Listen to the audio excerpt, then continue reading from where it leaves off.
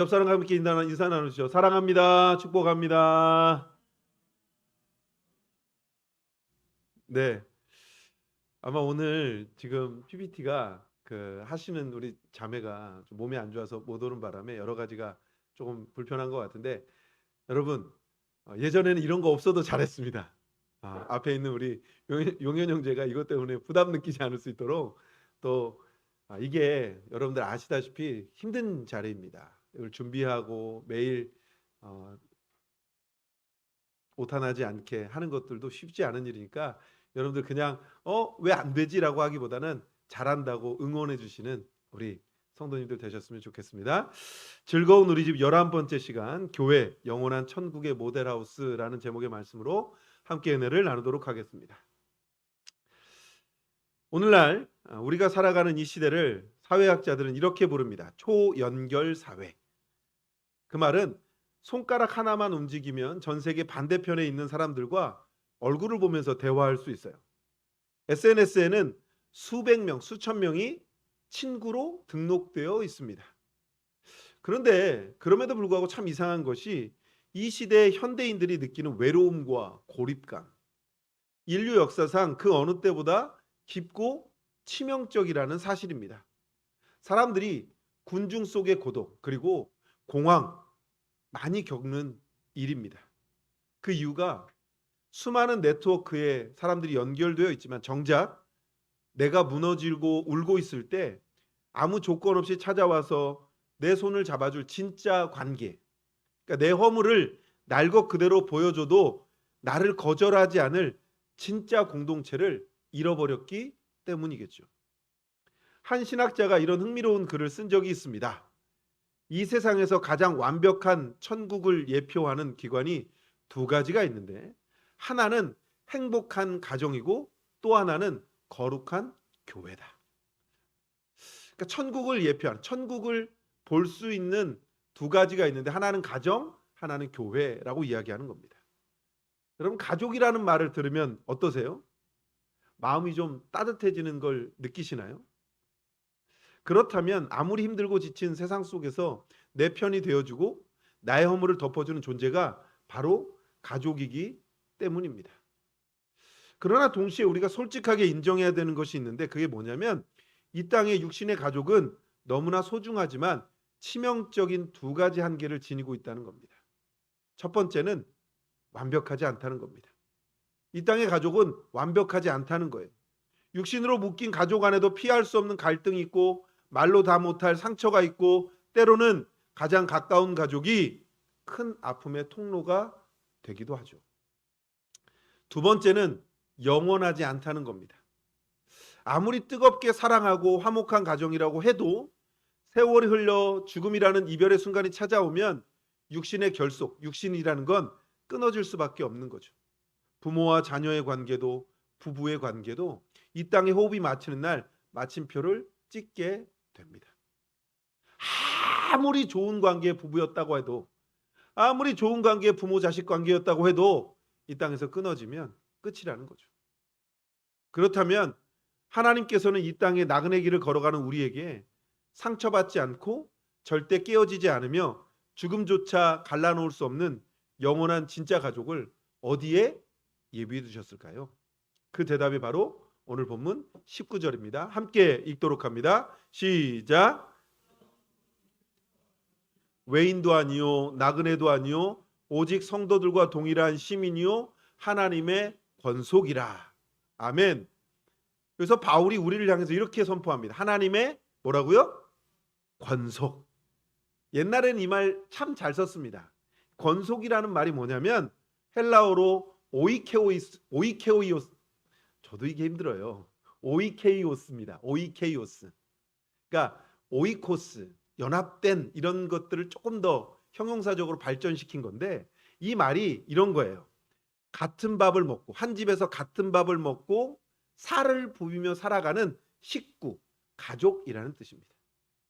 예전에 어떤 영화에 조직 생활하는 사람들이 나왔어요. 그래서 물어봐요. 너하고 나는 뭐냐? 그랬더니 거기서 그 조직의 대빵이 이렇게 얘기해요. 우리는 식구야, 식구. 그게 뭐예요? 한 상에 둘러앉아서 한 밥을 먹는 사람들. 여러분, 이게 바로 뭐라고요? 권속이라고요. 사랑하는 성도 여러분, 옆에 앉아 계신 성도님들 한번 바라보시죠. 바라보세요. 어떻게 여러분과 얼굴이 똑같이 생기셨나요? 막 이렇게 와 이러시는 분 있고 와 이러는 분들이 있는데, 내 옆에 성도들과 나는 성도 다르죠. 그죠? 이름도 달라요. 생김새도 다르고요. 고향도 다르고 피 한 방울도 섞이지 않았습니다. 이렇게 얘기하면 목사님 저희는 피 섞인 사람도 있는데요. 이렇게 얘기하는데, 여러분 세상의 기준으로 보면 내 옆에 있는 사람과는 아무런 관계없는 외인이고 나그네죠. 그러나 우리는 예수 그리스도 안에서 놀랍게도 서로를 이렇게 부릅니다. 뭐라고요? 형제, 자매. 옆에 분을 보면서 얘기하시죠. 형제님, 자매님. 제가 형제님, 자매님 하라 그랬더니 여자분을 보고 형제님 그러지 마시고 네, 자매님, 형제님. 네, 여러분 왜 그럴까요? 우리는 육신의 혈연보다 더 강하고 친한 예수 그리스도의 십자가 보혈로 묶인 거룩한 신앙 대가족이 되었기 때문이죠.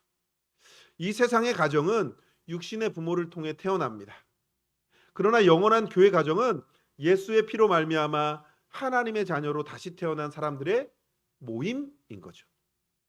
그러므로 옆에 계신 성도님들은 잠깐 이 땅에서 만나다가 헤어질 남이 아니라 장차 저 천국에서 영원히 함께 살 진짜 영원한 가족임을 믿으실 수 있길 주 이름으로 소망합니다. 다시 한번 인사하시죠. 우리는 가족입니다. 우리는 가족입니다. 이 놀라운 영적 정체성을 깨달을 때 우리는 비로소 교회가 왜 이 땅에서 우리가 누릴 진짜 즐거운 우리 집인지를 발견하게 되는 것이죠. 에베소서를 기록한 바울 당시의 초대교회, 사람들은 얘기해요. 초대교회로 돌아가자. 초대교회로 돌아가자. 초대교회가 굉장히 좋을 것 같은데, 여러분 그때는 우리보다 더 훨씬 심한 갈등과 장벽 속에서 살 때입니다. 왜냐하면 유대인과 이방인은 평소 서로를 짐승 취급합니다. 그러니 함께하는 겸상조차 하지 않던 철천지 원수가 유대인과 이방인이었습니다. 또 이런 계급이 있어요. 주인과 노예. 당시에는 주인이 있고 노예가 있습니다. 그럼 어떻게 될까요? 주인과 노예는 사람과 물건의 관계처럼 결코 섞일 수 없는 계급적 간급이 존재했던 거죠. 주인이 어떻게 노예와 한 상에서 먹겠습니까? 주인이 어떻게 노예와 한 동네를 같이 다니겠습니까? 노예가 다니는 길, 노예가 다니는 문, 주인이 다니는 길, 주인이 다니는 문 다 다른 거죠. 거기에 당시에 1등 시민이라고 하던 로마인들과 야만인들 사이에는 지독한 문화적 우월감과 멸시까지 존재했던 시대. 그게 바로 초대교회 시대입니다.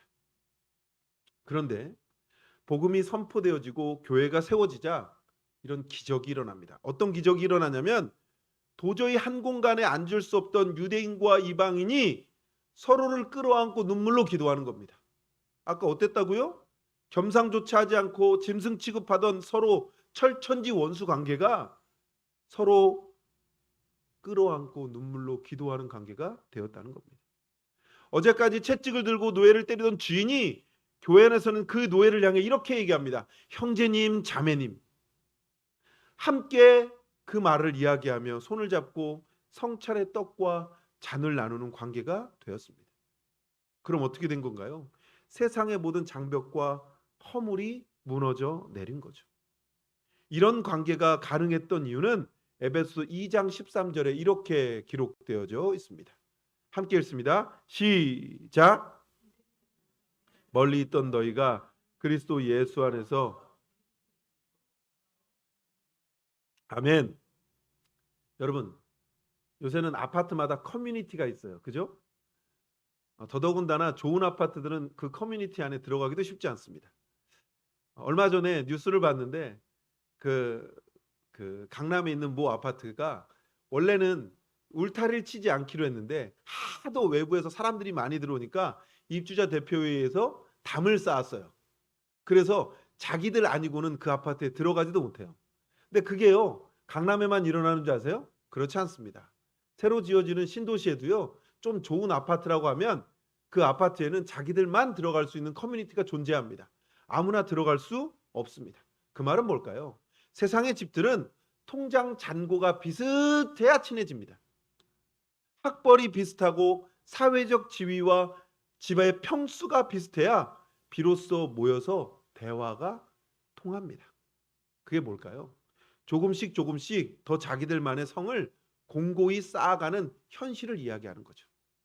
그런데 교회는, 즐거운 우리 집은 세상의 조건이 아닌 오직 말씀해 보니까 그리스도의 피로만 연결되는 집이라는 겁니다.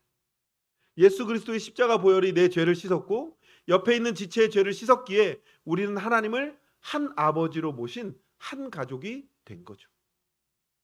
다른 것으로 가까워진 게 아니라 예수 그리스도의 피로, 예수 그리스도 때문에 한 가족이 되었다는 겁니다. 그러므로 진짜 교회다운 교회는 세상의 자랑이 통하지 않는 곳이어야 하지 않을까요? 교회 문을 열고 들어오는 순간 박사학위도 대기업에 임하면 명함도 강남의 수십 평 아파트 열쇠도 우린 없지만 다 내려놓아야 되지 않을까요?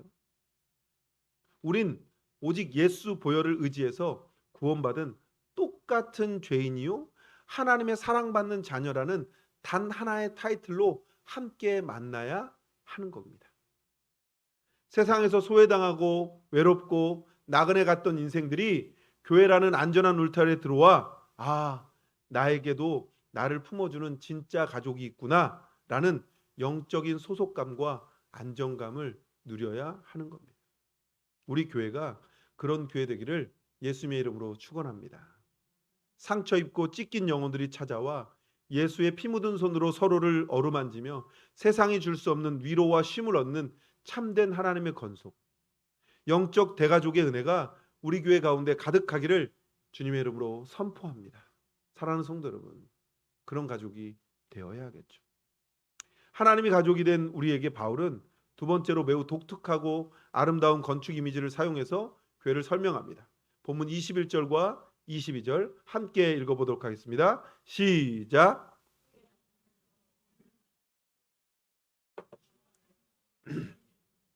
너희도 성령 안에서 하나님이 거하실 처소가 되기 위하여 그리스도 예수 안에서 함께 지어져 가느니라. 아멘.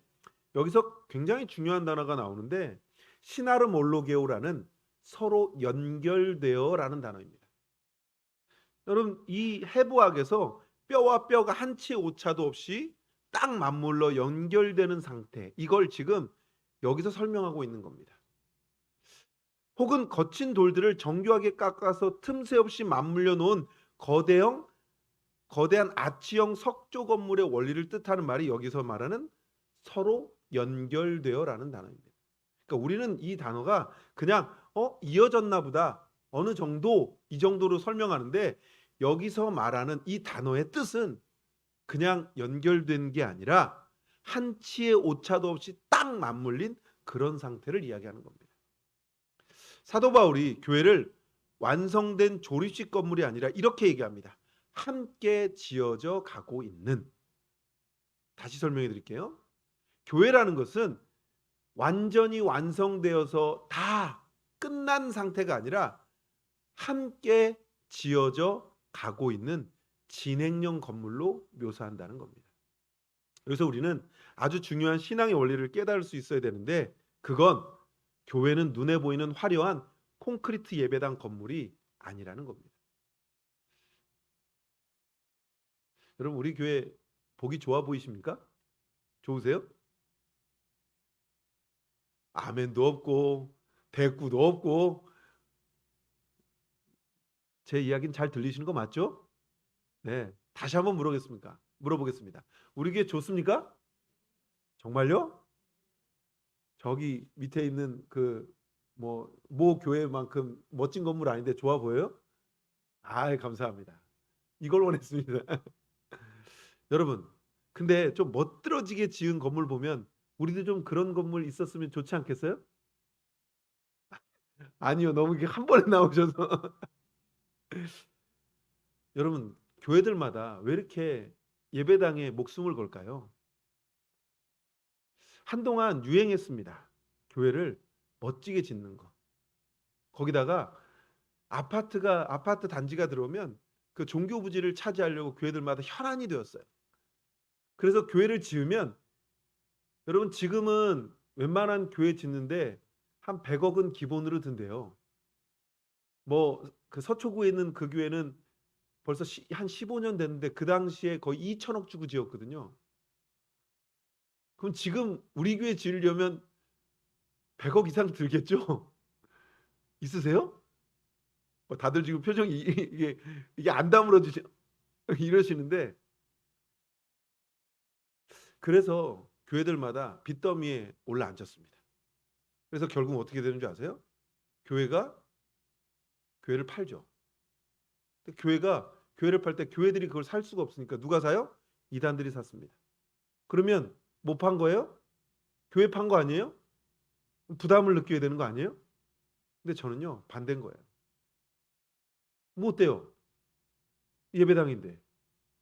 뭐 그거 건물이잖아요. 그거 판다고 뭐 하나님이 뭐 갑자기 벌을 주실까요? 저주하실까요? 그렇지는 않을 것 같습니다.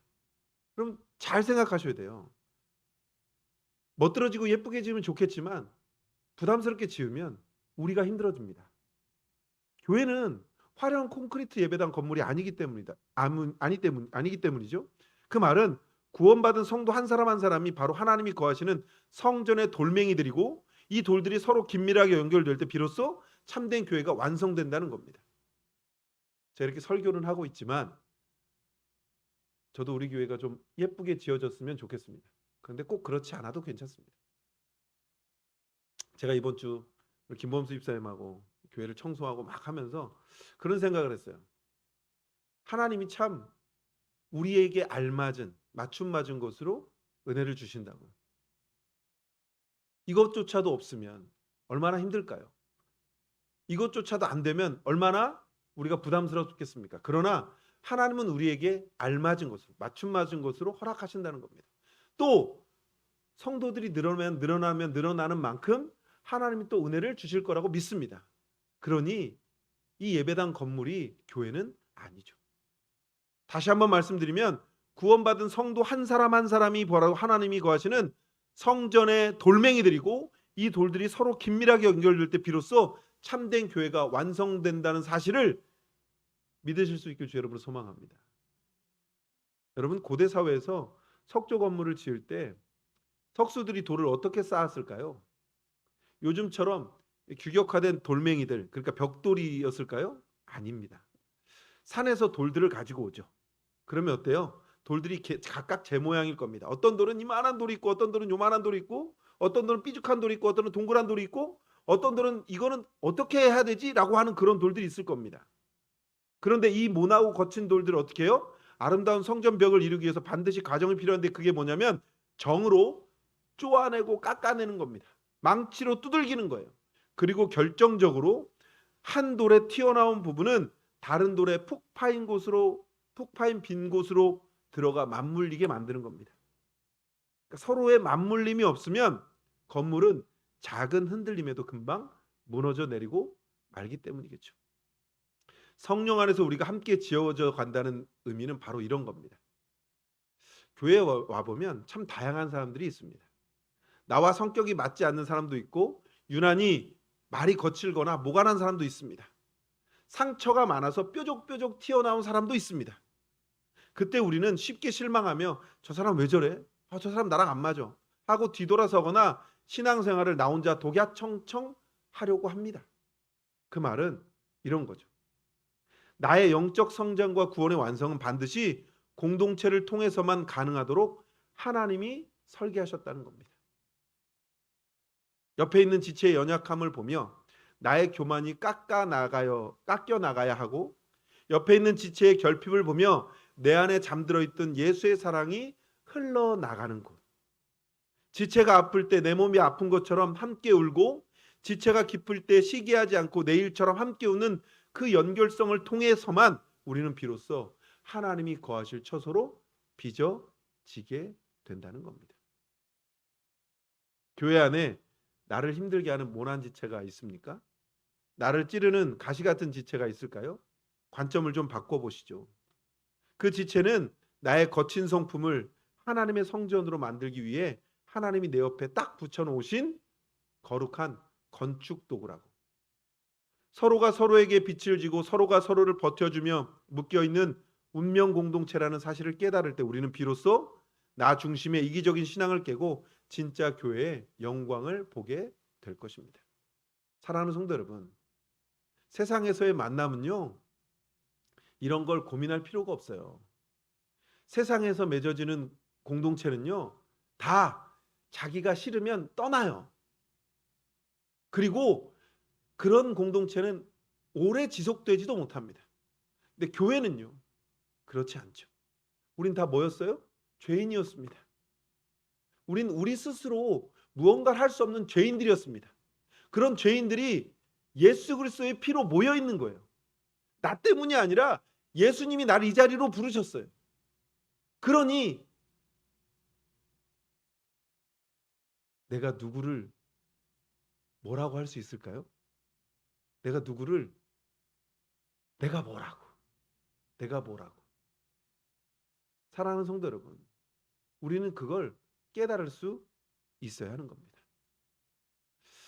혹시 첫 주에 제가 이 11번의 시간을 하는 첫 주에 나눴던 메시지를 기억하시나요? 기억을 안 하시는 게 좋습니다. 그게 정신 건강에 좋아요. 자꾸 뭔가를 기억하려고 하지 마십시오. 저는 이렇게 말씀드렸습니다. 이 땅의 모든 인간이 겪는 근원적인 마음의 허전함과 공허함은 결국 에덴, 이 참된 집을 잃어버린 향수병 때문이라고 말씀드렸습니다.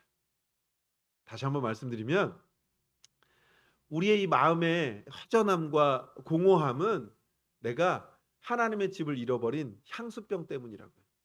그렇기에 우리는 어때요? 늘 진짜 집, 완벽한 안식처를 그리워한다는 겁니다.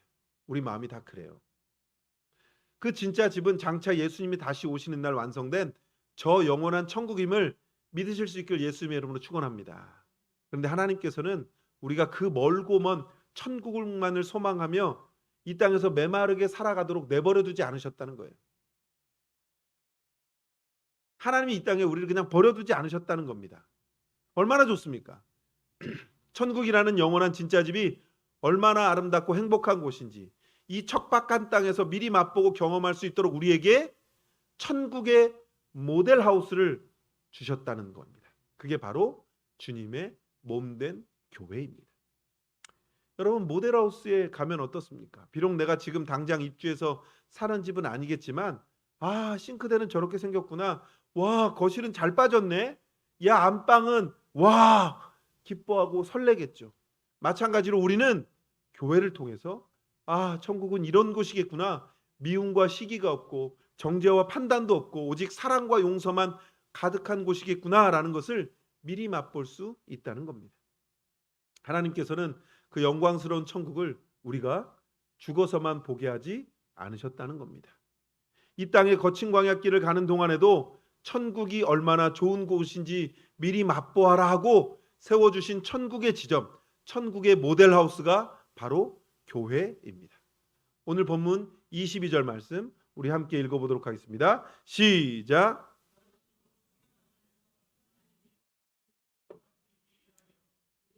예수 안에서 함께 지어져 가느니라. 아멘.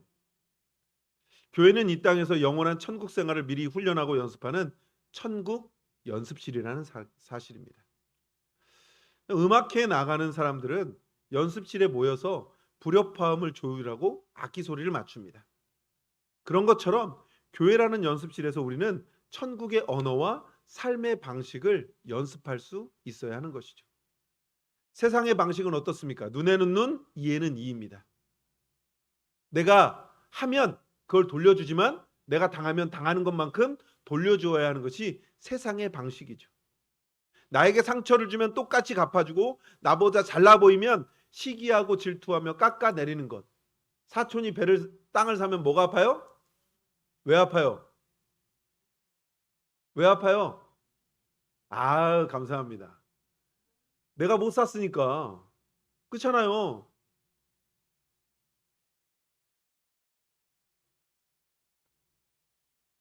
새로 분양받는 아파트에 들어가면 나도 들어가고 싶죠. 누가 나한테 와 우리 집 아파트 몇 평이야 와 좋아 좋아 그럼 뭐래요? 저 집에 뭔가 분명히 하자가 있을 거야. 저 집에 분명히 뭔가 있을 거야. 이게 우리 마음이에요. 그건 당연한 것 아니겠습니까? 근데 이걸 성경은 이렇게 얘기합니다. 가나안의 문하고 세상의 법칙이라고. 그러나 천국 법칙은 다릅니다. 허물을 보면 사랑으로 덮어주고 나에게 잘못한 사람을 70번씩 7번을 용서하고 우는 자들과 함께 울고 즐거워하는 자들과 함께 즐거워하는 것. 제가 이번 주에 어떤 권사님께 전화를 2번이나 받았습니다. 목사님 전화하셨어요? 누구 지금 성대모사 하는 건데 알아들으시겠습니까? 그 말은 뭔지 아세요? 지금 병원에 있는 권사님 전화해 보셨냐는 거예요. 왜 그럴까요? 마음이 아픈 거예요. 힘든 거예요. 매일 같이 예배드리다가 예배 자리에 같이 못 오니까 어떻게 됐든 그 마음을 아는 거죠. 저는 우리 교회가 지탱하는 가장 큰 힘은 이런 거라고 생각합니다. 나 혼자만 있는 것이 아니라 나 혼자만 신앙생활하고 좋아지는 게 아니라 함께하고 함께 기뻐하는 것. 지금 여기 계시는 모든 성도들이 다 그런 마음을 가지실 겁니다. 여러분 그런 마음이 있는 교회가 바로 하나님이 세우시는 귀한 교회임을 믿으실 수 있길 주 여러분으로 소망합니다. 물론 이 연습이 처음에는 잘 안 될 수 있습니다. 연습하다가 음이 틀리기도 하고 불협화음이 나서 마음이 상하기도 합니다. 교회를 다니면서도 사람 때문에 실망하고 낙심할 때가 왜 없을까요? 그러나 기억하십시오. 모델하우스가 완벽하지 않다고 해서 분양을 취소합니까? 그렇지 않습니다. 연습실이기 때문에 부족함이 보일 때마다 우리는 다시 십자가 앞으로 나아가 조율을 받는 겁니다. 그러나 교회라는 천국 연습실의 문화는 좀 달라야 하지 않을까요? 허물이 보이면 정지의 칼을 휘두르는 것이 아니라 사랑으로 소리 없이 덮어주는 연습을 해야 하지 않을까요? 나에게 잘못한 사람을 향해 예수 이름으로 용서를 선포하는 연습을 해야 하지 않을까요? 내 권리와 자존심을 주장하기보다 이삭처럼 묵묵히 양보하며 평화를 만들어 나가는 연습을 할 수 있어야 하지 않을까요? 설교를 준비하면서 저에게 이 말을 던져보았습니다. 근데 낙제점이에요. 쉽지 않아요. 안 돼요. 목사님 저도 쉽지 않다는 걸 매일매일 느낍니다. 그렇기 때문에 우리는 어떻게 해야 됩니까? 연습해야죠. 그러지 않을 수 있도록 그렇게 되지 않을 수 있도록 해 나가야 하는 것이 우리의 과제이고 사명이라는 사실입니다. 우리가 모인 이 지상의 교회가 언제나 완벽하지 않습니다. 때로는 연습하다가 의미 이탈해서 서로에게 실망하고 상처를 주기도 할 겁니다. 그러나 여러분 모델하우스의 인테리어가 좀 미완성이라고 해서 그 집의 가치가 없어지는 건 아닙니다. 우리는 불완전함 속에서도 포기하지 않고 십자가 보혈을 의지해서 다시 하나됨을 힘써 지켜나가야 할 수 있어야 할 겁니다. 세상 사람들이 우리 교회를 바라보며 저 사람들은 조건도 다르고 성격도 다른데 어떻게 저렇게 깊이 사랑하고 용서할 수 있을까? 아, 정말 저들이 믿는 하나님이 살아계시고 저들이 말하는 천국이 저기 있구나. 이렇게 고백하게 만드는 것. 그것이 바로 교회가 세상을 향해 보여줄 수 있는 가장 강력한 복음의 증거라는 사실을 믿으시길 주 여러분을 소망합니다.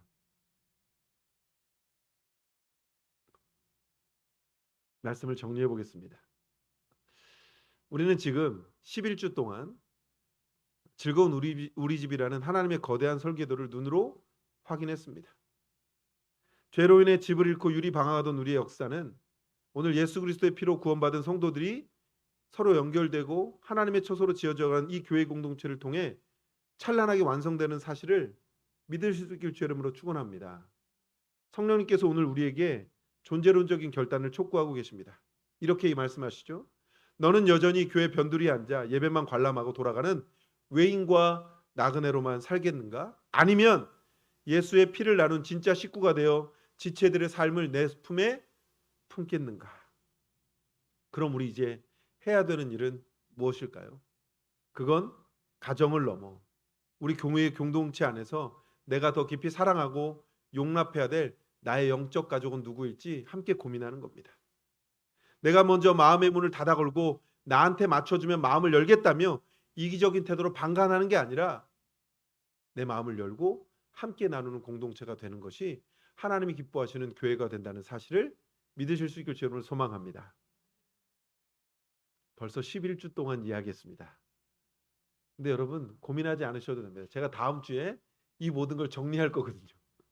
마지막 12번째 시간으로 첫 주부터 지금까지 어떻게 왔는지 이야기를 드릴 겁니다. 그리고 여러분 주보를 보시면 제가 여기 이렇게 그 주의 이야기를 이렇게 써놨어요. 이걸 보면 여러분들이 조금 정리가 되십니다. 제가 이렇게 여러분들에게 계속해서 동일한 이야기를, 동일한 설교를 반복하는 이유는 딱 하나입니다. 하나님의 말씀은 늘 똑같아요. 우리에게 이 땅에서 어떻게 살아갈 건지, 예수를 믿는 자가 어떤 마음으로 살아가야 하는지, 어떠한 은혜를 누리고 살아가야 하는지, 그것들을 함께 누리기 때문이겠죠. 사랑하는 성도 여러분, 제가 앞에서도 말씀드렸지만 우리의 이 지금 시기는 연약한 시기입니다. 누구나 다 실수하고 실패할 수밖에 없는 시기 맞습니다. 그런데 자꾸 과거만 그리워해서는 미래가 없습니다. 예전에 교회가 어땠는지, 예전에 우리 교회가 어땠는지 좋았죠. 아마 좋았던 시기가 정말 있었을 겁니다. 그렇기 때문에 여러분들이 지금 이 자리에 죄송하지만 힘들고 연약한 공동체임에도 이 자리에 앉아 있는 겁니다. 그런데 지금 우리는 앞을 바라봐야죠.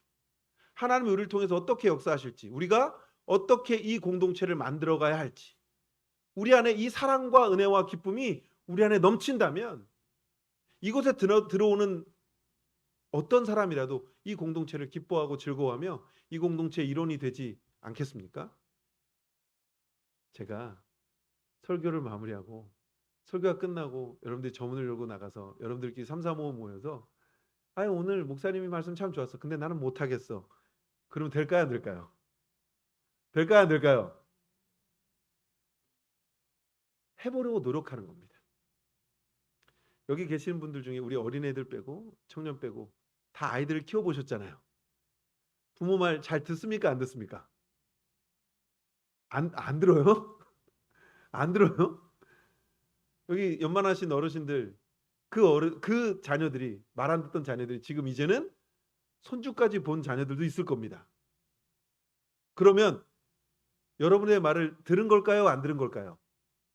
들은 거죠. 들은 겁니다.